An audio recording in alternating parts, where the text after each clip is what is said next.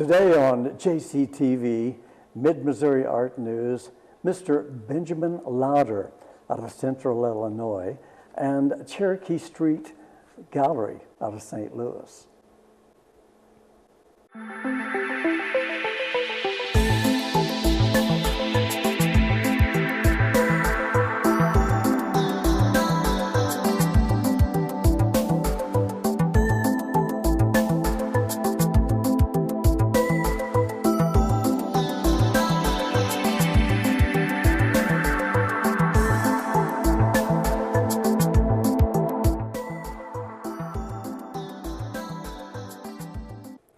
Welcome to JCTV, Mid-Missouri Art News, supported now by many enthusiasts, art enthusiasts, and lovers of art, coming to you from the capital city of Jefferson City, Missouri. I'm your host, Rick J., with a special guest I've been looking forward to visiting with here at the studio for months, artist Benjamin Lowder of St. Louis, Central Illinois, and the Cherokee Street Gallery. So please join me in welcoming multi-talented, as you'll find, artist Benjamin Lowder from the Cherokee Street Gallery, St. Louis, Missouri. Welcome. Thank you. Thanks for having Benjamin. me here. This is a lovely studio. If I may, well, Benjamin, or Ben, if I may call you by your first name. Please do. Please, we'll start off, please tell us a little bit about those highlights of your life up to this time and the future that best describe Benjamin Lowder. Sure, okay. Well, I was born in Central Illinois in a rural agricultural environment, and my grandfather and his sons, they had 6 boys. My dad was one of them, and they all kind of worked in the construction trade, except my father. But that was 2 generations of people who were working with reclaimed wood and reclaimed materials. So, you know, my current body of work, that's the medium that I'm using, is reclaimed wood and reclaimed vintage signage, kind of purposefully.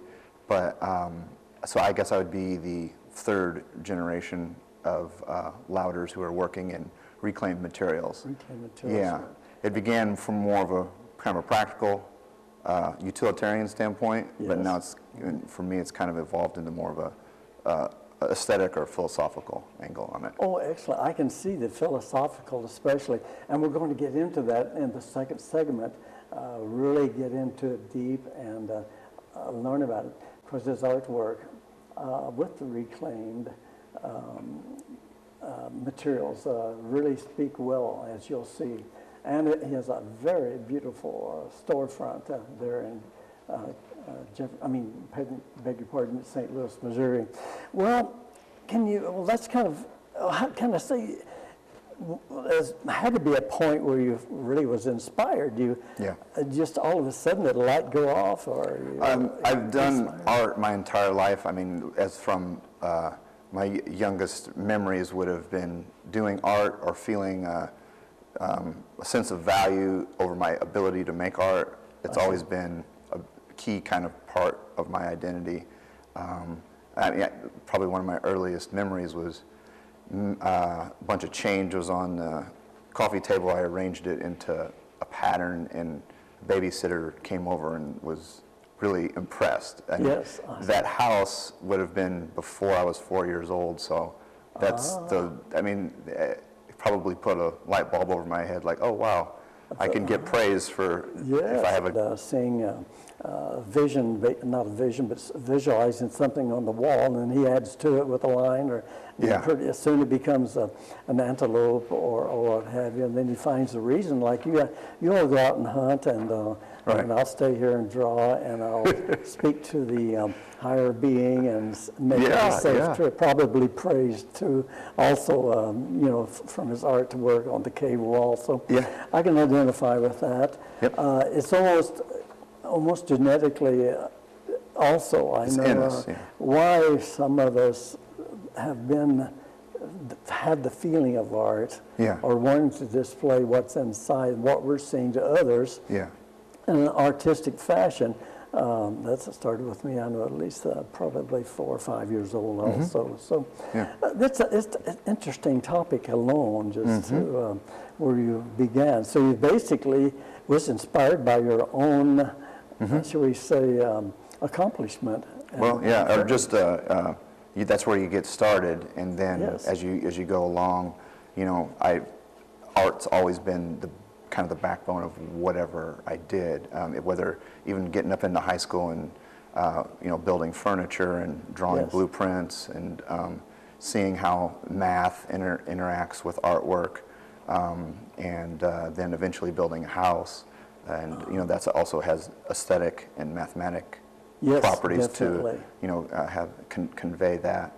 But you know, the act of building the house was actually what informed this current body of artwork that's made out of the reclaimed materials, because the home was built out of reclaimed materials. We're going to show pictures. You've identified photos and pictures of this art. So as we're speaking, these will be shown above the voice timeline. Terrific. And some of those we'll identify later by name, so we'll make sure that those go.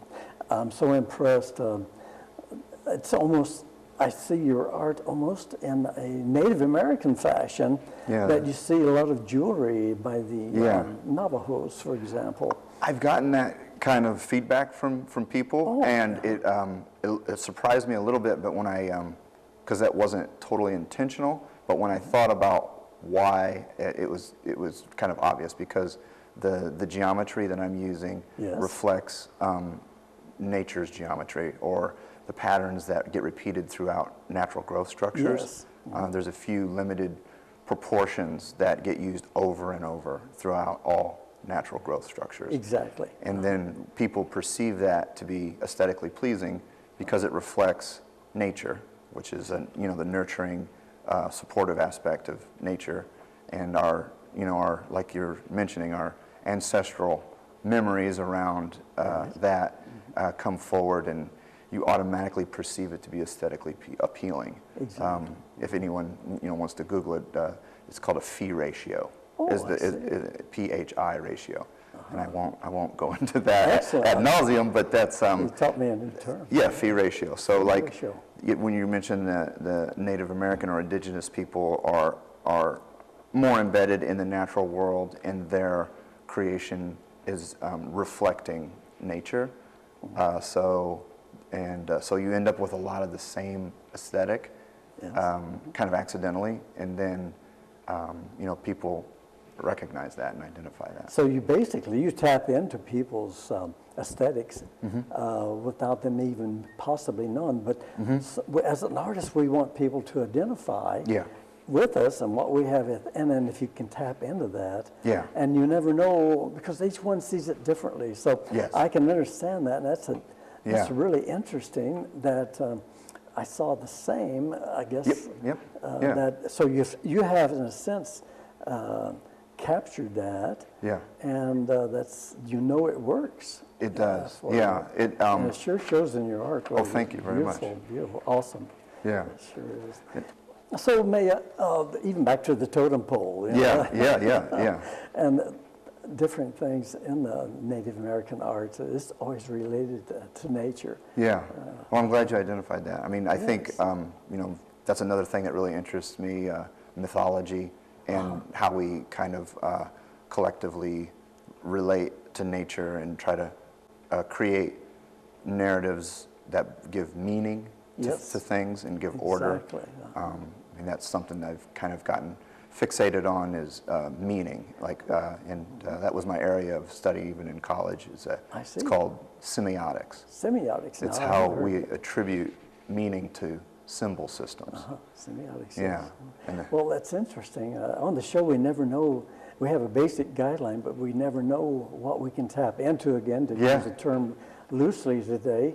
But it is interesting that we can identify, and then we can identify with the viewers just exactly why maybe they are seeing things the way they are seeing them within their own psychic, what have you. Yeah. Well, it may be a question I was going to ask you, what is your favorite medium? Is certain woods, certain mediums that you like to work with? Well, this current stuff is all reclaimed materials because Can you define that for us? Sure.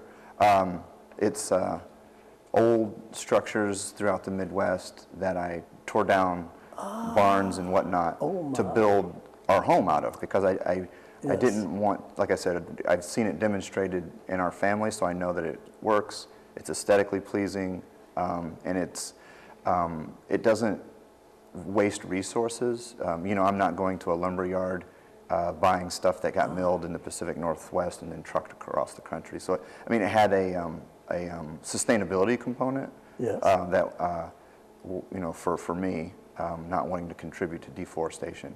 But then there's also a patina and a beauty that, working with it, I really fell in love with. We must take a break, so please hang with me. Morning, sunshine. Wakey, wakey. Text me back. Hey, did you tell your parents about us?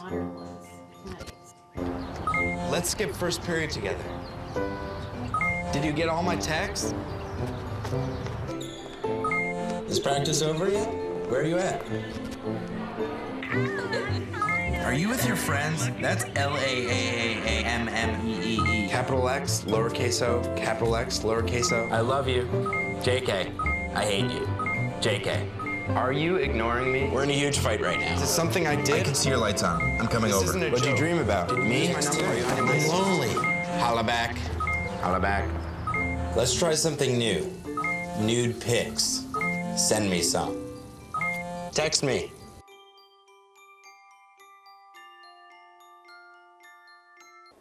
Welcome back to Mid-Missouri Art News here at JCTV, Jefferson City, Missouri. I'm your host, Rick J. As we return to our time with Mr. Benjamin Lowder out of Illinois and Cherokee Street Gallery in St. Louis. Welcome back, Benjamin. Thank you. I had a very good first segment and a lot of information there gained and perspective and feeling. So I thank you so much for that. Well, Benjamin, your total dedication shows in your many talents, with all appearing to be associated with art, design, sharing your concepts through lecturing on many topics, the way I read, and plus your new gallery opening on June 29th, 2018. Mm-hmm. June 29th, it's just been opened. Yeah. Beautiful opening front. Just draws you in the glass as you're looking in. You just have to enter. Please, if you can, step us through some of the highlights associated with your world of art. So, should we say what channels your dedication to art, photography, lecturing, travels, and et cetera to continue on? I know you've just finished an exhibit in Columbia, Missouri. Yes. Yep. It was at Sager Broadus Gallery, lovely gallery in Columbia, Missouri, and that went very well. It was nice. Excellent. And somewhat tied into your myth, magic. I say myth. She'll say myth, twister. Math, and magic. There you go. Yeah.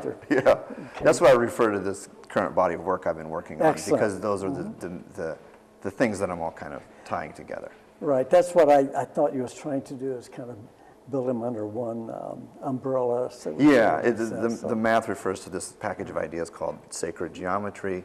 The myth is kind of how we can communicate and convey meaning to things collectively, and then magic is this idea of how our personal will, through the use of signs and symbols, can affect the world, and that's how art functions. It's a package of signs. So that would then kind of sort of tie into my your lecturing. You really known for your lecturing, and you like to speak, I guess, under the auspices of remixing cultural artifacts.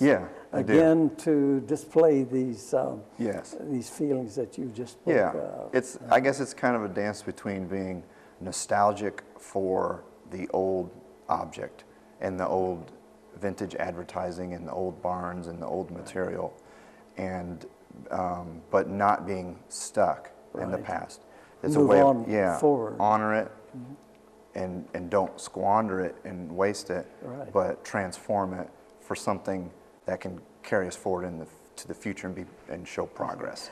Latch on to it as a viewer and see where it takes you, I guess. Yeah, you could say. that I've had to learn. And when I first got started, I was passionate about trying to convey something specific, and recently I've tried to pull back on not be preachy and leave room for the viewer to attribute their own meaning and just kind of open a door and then that's another interesting phrase that anthropologists use. It's called liminality that I learned recently. That it's called the threshold or doorway. Oh, I see. Yeah. Opening a threshold to the future. Potential, What have you, yes. I Yeah. see that. Well, now your travels and Yeah. your lecturing, Los Sure. Angeles, with your myth, math, and magic. I Yeah, got it that time. Favorite of mine, as we can display, hopefully. Yeah. The Tetra Totem piece. Yeah. Again, back to the Native American being of blood. Yeah. Okay. Yeah. So that really, that was the piece I really fell in love with. Yeah. It has a lot so of your meaning. travels, can you tell us a little Sure. bit of your travels? Yeah, I think people here in the Midwest we're used to seeing, the great barns and the old rusty storefront signage and stuff like that. Yes. That's part of our cultural landscape. Right. But in coastal cities like Los Angeles and New York, that's exotic in some ways, or Sure.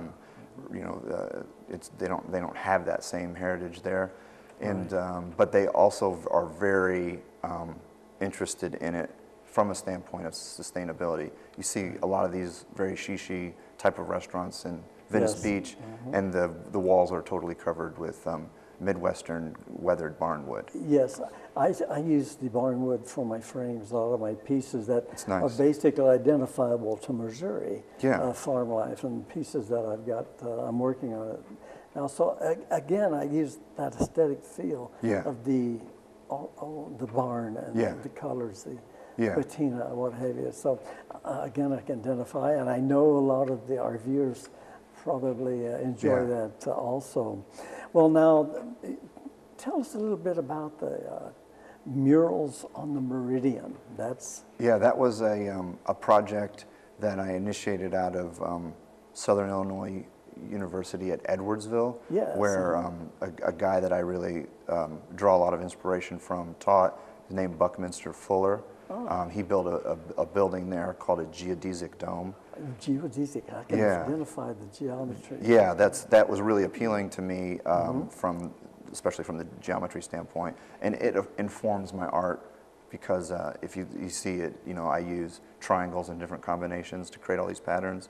Yes. He used triangles to create the geodesic dome, but nature, builds, and these are the same patterns that nature uses again. Now, I introduced you to one of our guests on the program, Mr. David Plank, and I believe I showed you the blue jays and the owl. Beautiful. Did you notice that Mr. Plank, at 84 years old, used the geodesic background because he again understood that the bird didn't really know that would know that he had a background, because the background again aligns with nature, as you brought up earlier. So here's an 84-year-old man known for his books, painting in birds of Arkansas, birds of Missouri, and then later on in the 70s come with the geometric design behind the birds. So it works good. It's funny how he even identified just from a nature standpoint. Well, all these designs, alignments, measurements, what have you, have gone into Benjamin's home, and his home design, and known as the Lowder House, there in Illinois, on the lake. Otter Lake. Otter Lake, okay. Yeah. So the significance, which I already know the answer, but let the viewers know the significance, if you could, of the solar heating concept and how the house is designed. Now, we're going to show photos as he speaks, so you can see exactly how this home, not only beautiful in its overall arrangement. But go ahead. Sure. See if you So, can yeah, enlighten us there on the Lowder house. Yeah. Well, I guess the initial aesthetic and shape reflects the fact that I'm a big fan of mid-century modern architecture, which is Yes. your Frank Lloyd Wright. Yeah, and, oh my gosh. you Isn't know, that yeah, those Frank guys, Lloyd Wright. Louis Sullivan, and Yes. then after that consideration, I wanted it to naturally heat and cool itself, and that's kind of a way that people used to build before heating and air conditioning, where you had to consider seasonal sun angles, so and prevailing winds and the thermodynamics inside the house, so that it kind of non-mechanistically heats and cools itself by being in alignment with nature. And so on the winter solstice, we get maximum sunlight into the house. 2/3 of it receives direct sunlight. We have a dyed concrete floor that absorbs all that sunlight throughout the day in the winter. But then on the summer solstice, no direct sunlight comes in because the angle of the sun the angle changes. changes, So- moves on across. Yep, and so then the shadow line strikes the foundation on the summer solstice. So, like your artwork, a lot of thought, a lot of planning has gone into the Lowder house. It's a beautiful house. Yeah, thank you. It even looks homey, even with this geometrical alignment and Yeah. design. That was the lesson I learned. I think that if you align it with nature and you use natural geometry, Yes. and then the aesthetic considerations are, again, I use that phi ratio that I discovered while researching how ancient people built. So then I included that, and it even though it's a kind of a modern aesthetic, it definitely kind of cuts across and appeals to everyone for that same reason that it reflects nature. Yes. Yeah, I think. Well, let's step out of the Lowder house and go to the field, your field of photography work. Yeah. And stepping out in the breeze, we see the blowing milkweed Yeah, piece, yeah. which I hope we have a shot of that. Yeah. That was one of my favorites, probably as far as your photography. Thank you. What a shot. Thank you. Yeah, well, that's we bought 15 acres of an old farm that they subdivided up there in Illinois, and it was an old hog lot and a place where they parked obsolete farm equipment, and we spent a lot of time and energy clearing that away, coming back in with native plant species, and you know the monarchs are declining Yes. year after year after year Yes. due to habitat loss because of big agribusiness, and their whole life cycle relies on milkweed. Right. So I really was studying and looking at milkweed very closely to see, that, and That's what- always had a camera with me. So I have a lot of photographs of the beauty of the intricacy of the seed heads of plants and yes. stuff like that. And even the design of the Yep. milk pod itself. Yeah. Well, we're getting close on time again. It goes so fast, even in 30 minutes. You know, every artist has a dream of opening his or her own gallery, and Yeah. you've now introduced us to Cherokee Street Gallery. So it's been a buzz already in the city of St. Louis. I just had a guest on last week, spoke highly of you and your gallery, Miss Karen Glines. So please, Benjamin, share with us your passion, if you can. Sure. Really, that brought the gallery to its opening last June, this last June, and what you'd like to share about it, the address, phone number, your website, if you would also. Yeah, it's in St. Louis, 2617 Cherokee Street, and CherokeeStreetGallery.com is where you can find it. But as an artist, I was showing around in group shows with, and since, in Los Angeles and New York, and since I was deconstructing text of the vintage advertising, Yes. I was getting curated along with other people working in text-based, which see. connected me with graffiti artists who, I'm from a rural environment, but they're from an urban environment, but we had a lot of crossover on this use of letter forms and text.